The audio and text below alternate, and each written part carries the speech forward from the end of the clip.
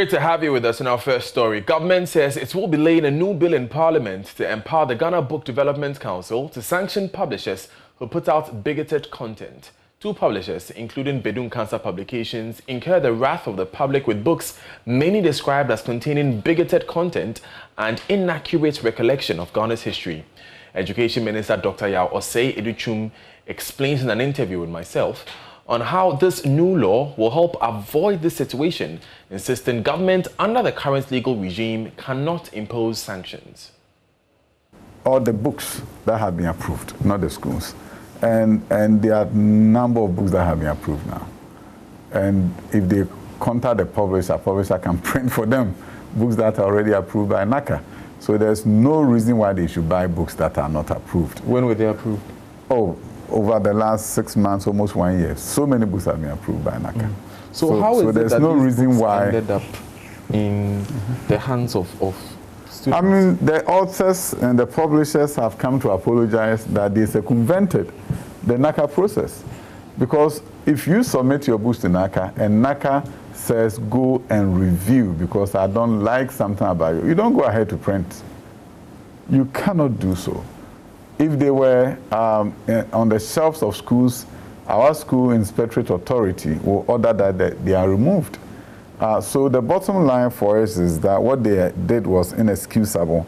If they wanted, if schools wanted or anybody wants a book that is approved, we have so many books that have been approved. So the excuse that because there were no books, no. I think those who bought them probably bought them unaware of the process that NACA has put in place. And those who publish them are the ones who have done something egregious, knowing that their books were not approved by NACA. So what's the action going to be taken against these publishers? If the action is this, I think I said it on the floor of Parliament. There's an organization called Ghana Book Development Council. They are the ones clothed with authority to do enforcement and to prescribe sanctions of anybody that goes against the rules of NACA. Unfortunately, the bill went to Parliament during the last Parliament, and there were some issues, so the process had to be suspended, and now it's coming back. So Parliament, once it's approved expeditiously, will then clothe them with the authority to prescribe, to seriously prescribe sanctions. So till then, Bedun Cancer Publications will not be sanctioned? No, I mean, the thing is this, they pulled them from the market. They've apologized to Ghanaians and they pulled them from the market. But you said that what they did was inexcusable and egregious. Yeah, but we're a nation of laws. I can't just go and say, I'm the Minister for Education, how dare you put these books here? The law should take its course. And the system that we have is the one that deals with what is not acceptable. So we are in a democratic dispensation. Many years ago, you have ordered the military or somebody to just go and put, no, you have to use the legal process to right wrongs.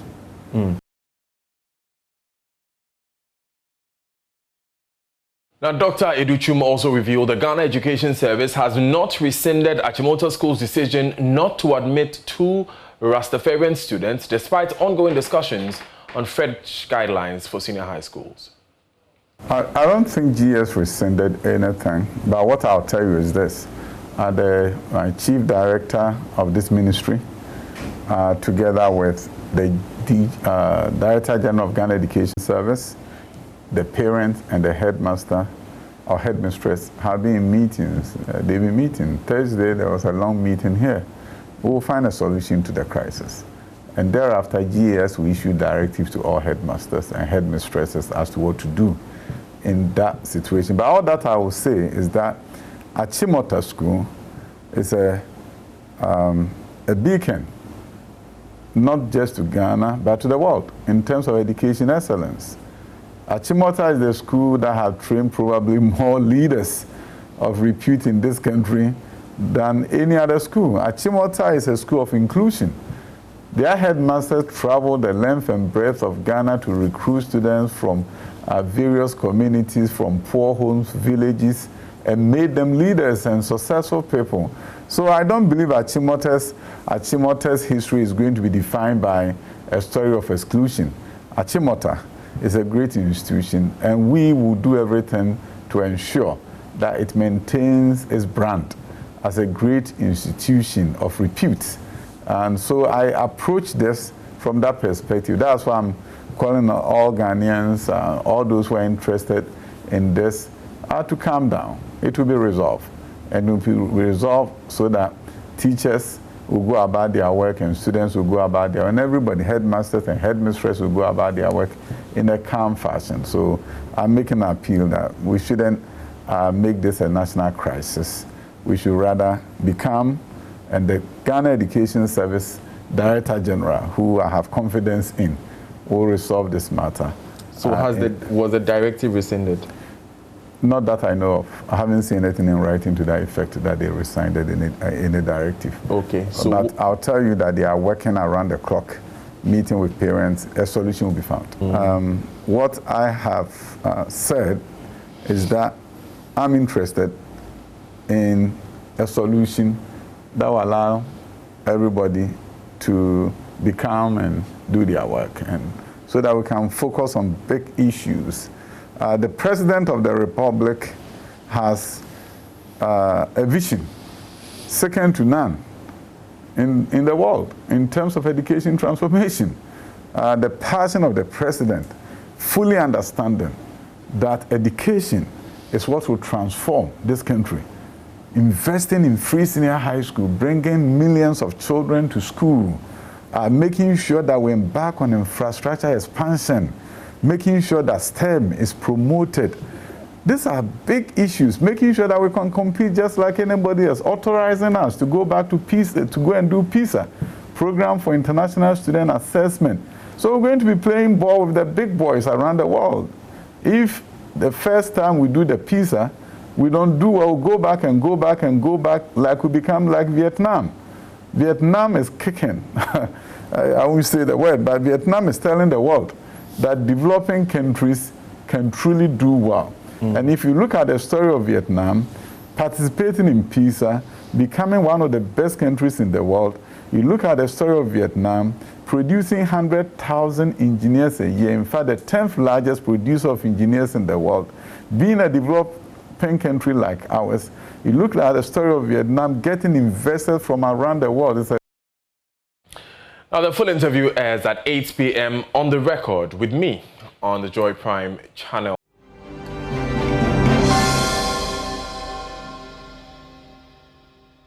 You're welcome back. This is News Desk. And violation of sacred days is an abomination, traditionally punishable in most rural communities in Ghana. Going to the farm on Fridays, for instance, is a taboo in the Atakra No. 2 community in the Ashanti region. Violators of the sacred days are believed to suffer misfortunes, including strange illnesses and deaths. Mahmoud Mohammed Nuruddin takes such a look at some traditional practices and how they impact farming communities. Atakra No. 2 is a village east of Ejura. Residents are identified by common traditions and taboos which cannot be underestimated. A taboo prohibits people in a community from undertaking some activities on certain days. Taboos are generally observed for two reasons, either adhered to out of fear of the unknown or in reverence to the elderly and ancestors. The residents of Atakra No. 2 believe violating taboos could cause misfortunes in the form of illness, crop failure, or even death. When you go to the farm on Fridays, your crops will fail because it is prohibited to go to the farm that day. For me,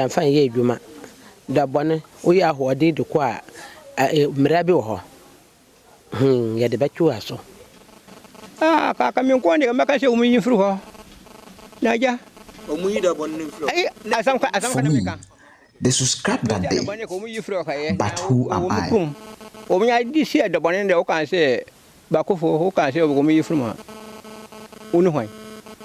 Planting and harvesting may take place on certain days of the week.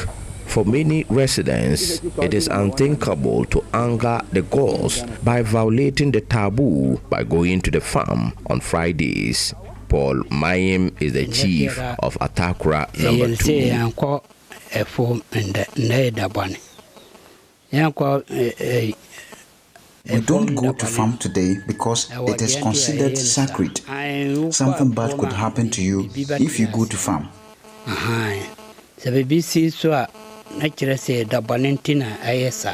He talks about a misfortune that befell a resident who went out fishing on a sacred day. A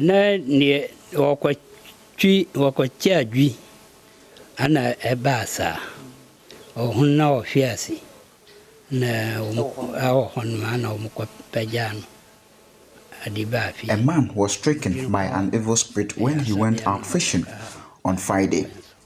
He finally died on the way to the hospital, and it was as a result of flouting the taboo not to go to farm on that day. You wouldn't know what will happen to you on the farm that day. You wouldn't even feel comfortable working.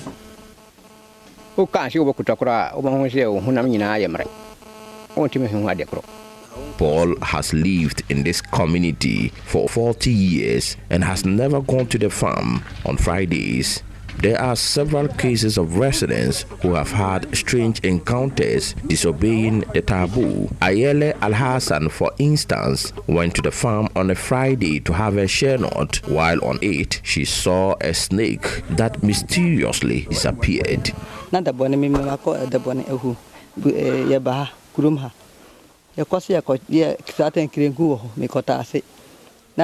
went to the farm on Friday to gather share nuts, and we saw a snake, and eventually it disappeared.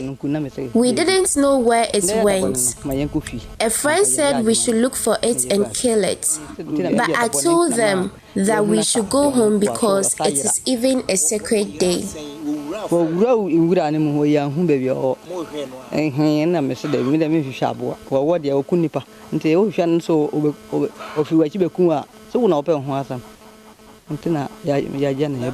It may seem like just a day for the residents, but when they have crops to harvest or carry home, bad weather can cause harm. There are challenges during the rainy season when we harvest our farm produce. Unfortunately, you can't go to the farm Fridays to check how things are. It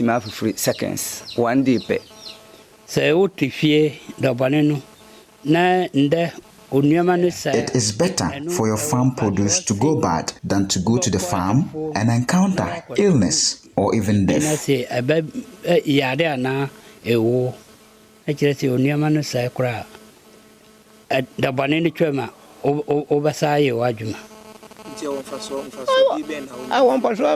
is good because we rest that day. You work for 6 days and rest for the 7th day. Originally, the day was marked on Sunday, but with growth in the Muslim population, the elders of the community moved it to Friday.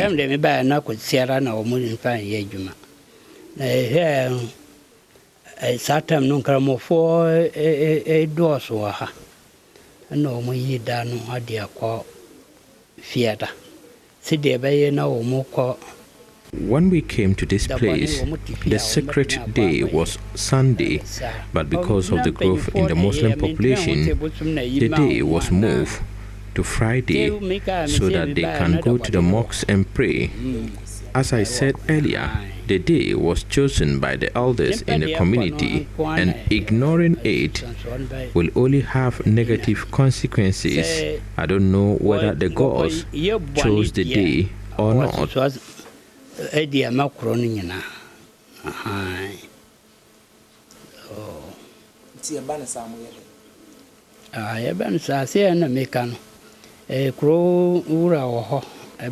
The sacred day must be observed voluntarily for peace to reign. A report by Mohammed Nuruddin.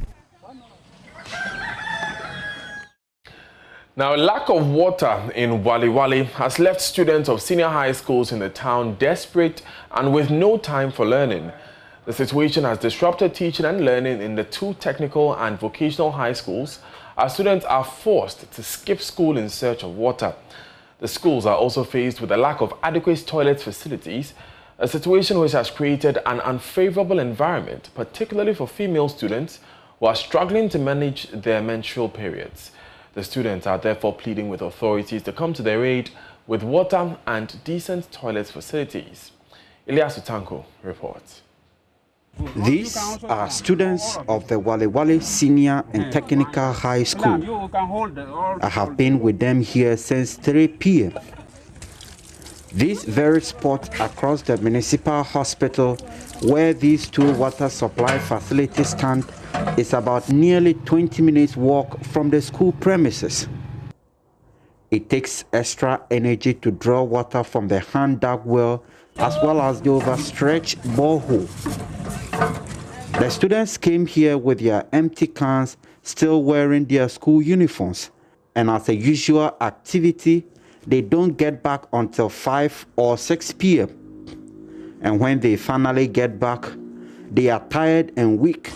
And then we are here suffering from water. As we're supposed to be in campus preparing for at least prep, but we are here. But as it's time for dining, because of lack of water, we are going to miss food. And then see, they say the water has no color. Look at the color that we are suffering from. Our colleagues are here. You walk from even 3 miles to that place before you get water. From there to the campus, see how far it is. I can't carry it. You have to manage. But I'm managing. Come! Because it's fine. Yesterday, I just fell down with my jerry can. Sorry. We want them to just bring water to our school. So that we get time to study. We are here to stay. We are not here to suffer from water. About 3 kilometers before we get water at town. In this campus, there is no water. So even the water that we drink, we don't have. We always buy pure water, and now there's no enough pure water in the campus. So now we don't get water to drink. We are suffering. We don't even know what to do. We are struggling to get water. If you didn't get water, how can you bath and go to school? If you didn't get water, how can you wash your school uniform and go to school? We are suffering every day, since morning to evening. If after school, you walk to the town, suffering for water. If you don't get water, you cannot wash your school clothes. You cannot bath. And we are here once just come now. We don't know the place that water are, and we are suffering every day. Please, we need help. Later same night, I found these students of the Waluwala Technical and Vocational School. One of them had his dirty school uniform and others were carrying their sponge in their bucket. It was over 7 p.m. that night, and these hostel students, who are staying several miles away from their school due to lack of space, instead of reading their books, were walking about in the town looking for water. Yes, we don't have water to bath, neither to drink. It's affecting us. Or let's say going to class, we're not going to get time water to bath and then go for class. Or going to prep, we're not going to get water to bath and go to prep early. After this evening, we get water to bath. We just do go bath and go. Aside the struggle for water, the schools are without toilet facilities and students queue to go to toilet. In the Waluwala Senior High and Technical School, there is no toilet facility for the female students. The students are therefore compelled to use this open space behind their dormitory to defecate. The situation has left the girls struggling to manage their menstrual cycles. JoyNews visit found multiple abandoned used sanitary pads at open spot. The students refused to speak on record, citing authority order. At the Waluwala Technical and Vocational School, however, the school has this structure as the only toilet facility serving hundreds of the students. The students alternate to use the toilet, and those that cannot withstand the pressure either defecate in a polythene bags and dump them in nearby bushes or openly defecate in the bush. The students too decline to go on record. JoyNews contacted headmasters of both schools and they all declined to comment. Eliasu Tanko reporting for Joy News. That's all live on JoyNews desk. Now, government is set to raise a $5 billion Eurobond this week. More in business with Daryl Kwao. Stay tuned in.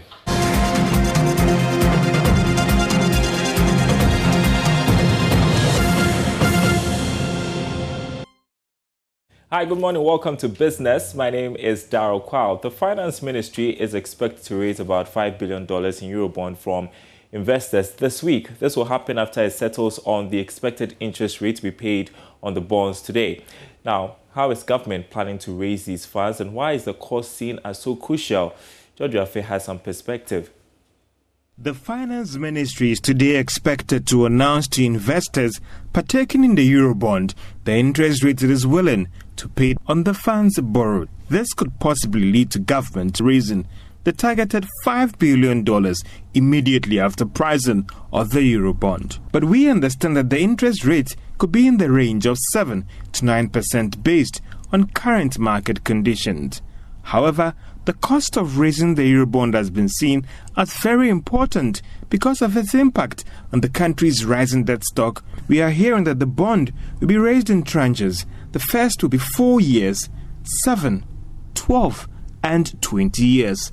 The 4-year bond will be zero-rated, meaning that there wouldn't be any interest or coupon payment made until the final year. Sources say even though government has secured the necessary commitment from investors in terms of the funds they want to raise, some are raising concerns about Ghana's revenue situation, especially looking at the country's rising debt stock and whether it could be able to raise the required revenue to finance these debts. Some of these investors are not comfortable about the fact that government is raising about $5 billion, with some thinking that $4 billion will be more appropriate because of its impact on the debt stock.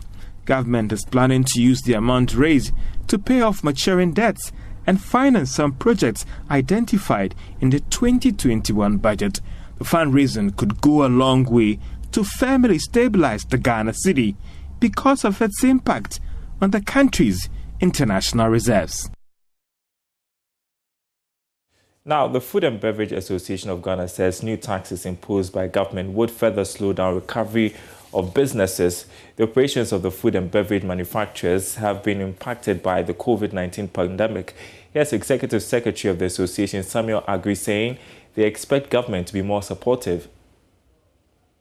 Cost has been high in terms of what they produce and what is being given to the consumer, because the challenges of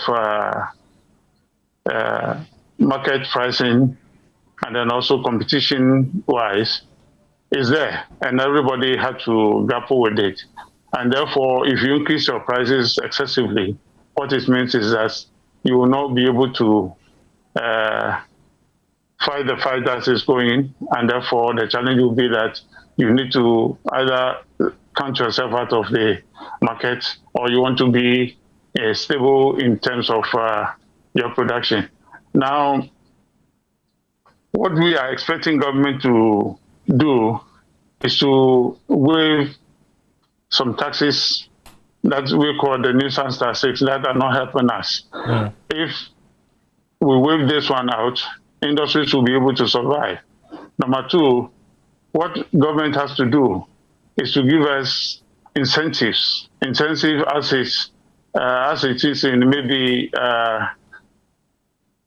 the 4 quarters that we have. Perhaps we will say that industry will have to take the first quarter in terms of tax relief, and therefore what you are paying to government, you need to retain about 20 or 30% to ensure that your business expands. So by doing so, no business will go down, but they will reinvest whatever incentive that has been given and then pay back in the near future. Because as it is now, we are not seeing the way forward, and the government has to come. We will engage them to ensure that these reliefs are really given, and therefore All right, there's more business news on our website, myjoyonline.com/business. My name is Daryl Kwao. The news continues after this break. And as always, we wrap up with sports. The man with the latest headlines is Oreku Ampofo. And I don't know if I should start hoping with the Black Stars. with their last couple of performances, they're looking pretty impressive. Yeah, I think, there's a bit of development. And the most important thing about qualifiers is not necessarily about how you play, but it's about getting qualified. If you take a look at South Africa, they were really good up until the last set of games where they lost yesterday against Sudan. And although they play beautiful football, they would not be going to Africa Cup of Nations. So the most important objective was to qualify, and Ghana did so top in the group. So I think essentially that's the big point to take away. What's the next stage looking like? The next stage, I think, is for CK to finally pick a group that he wants to work with for the next year. We've seen quite a number of changes to the teams, but now he says that, COVID-19 has allowed him to expand his squad, bringing in about 10, home-based players. And he says that with the team that he has now, he's seen enough to work with them for the next year. So we'll see how they develop. They'll have a couple of friendlies, and then they'll play the World Cup qualifiers in 2 months. And then, the AFCON comes off in Cameroon next year. We'll see how well they develop in terms of going forward. All the best to the boys. My fingers and toes are crossed. But unfortunate news about these referees who were beaten. Yeah, I think it's a difficult one in the Division 1, where we had the one now for, Mighty Royals, versus Bofar Kotano. And, the match ended 0-0, and fans were not pleased. That's the, Mighty Royals fans after the game, and they decided to attack the referees. And they're pretty gruesome scenes. Very. And that's why we've had to blur off some of the images, because he literally had a bloody lip in that picture. And it's not the first time. Within the last year or so, we've had at least 3 of these incidents. And the most that the Ghana Football Association has done is to come and issue a statement 3 weeks after, and they just banned the home fans. And I don't think that's enough. And that's not enough because fans are still doing it. First off, games are supposed to play behind closed doors. What are fans even doing in the stadium? How do they even reach there to, attack referees after a match? And I think it's just the level of thinking and the perception that we have. Maybe the GFA have to take the punishment to a next level, one that clubs really feel it, and then they would have to, put in institutional changes. But how do clubs legislate the fans? Because I've sat at the other end where I've been close to people who manage clubs, and sometimes the fans are so difficult to manage, even by the club ownership, the club leadership. So how does that happen? Well, I think that's a good question, but that's something that the clubs have to look at, because typically you're supposed to have a club control these fans and be in constant communication with them. And so I think that there is a communication barrier, because even if you're not able to communicate to your own fans that our games are being closed behind closed doors, so please don't come, then that shows that there's a disconnect. And so I think clubs have to go back to their roots in terms of, communication with fans and then get on the same level. But first off, I think clubs need to feel this whenever this happens, because these fans represent your club, and that's what you have to understand. And once they feel a punishment big enough, I don't think they would sit down for it to happen again. True. So I expect the authorities to act pretty quickly this time and not wait for 2, 3, 4 weeks before you come out to a statement. I saw this on a continent-wide Twitter handle. It was very embarrassing to see, to get the news like that about your country. Oreku, thank you so much for joining us. Thank you too. Bringing us the latest in sports. There'll be more sports during the midday bulletin JoyNews today, where I bring the latest news on the hour across the country. Up next, though, is JoyNews Interactive with Mapito Sabidi. If you haven't heard from Tulenke, your girlfriend and Ghetto Boy and where's the other one? Proud Boys. The Proud Boys rapper. You want to stay with us for JoyNews Interactive. I can't wait to hear from Tulenke myself. But for more news, log on to myjoyonline.com. All the latest headlines are in there, plus the podcast of all of our programs on Joy News, Joy FM, and Joy Prime Television. My name is Daniel Daze. See you at midday.